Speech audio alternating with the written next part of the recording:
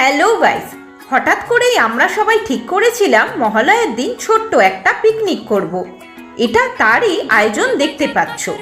পিকনিকে সবাই মিলে কাজ করার মজাই আলাদা। মহালয়া আর বাঙালি বাজি ফাটাবে না তা কি হয়?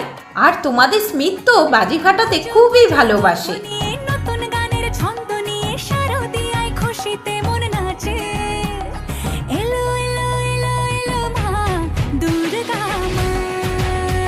আমাদের এই বাজিগুলো তোমাদের কেমন লাগছে জানিও কিন্তু।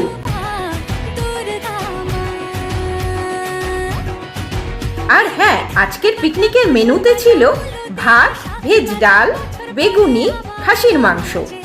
বাজি ফাটানোর পরেই আমরা একে একে খাওয়া দাওয়া শেষ করলাম। আর কদিন বাদেই দুর্গাপুজো। তোমাদের সবাইকে অ্যাডভান্স শারদীয়ার শুভেচ্ছা। চলো দেখা হচ্ছে নেক্সট ভিডিওতে।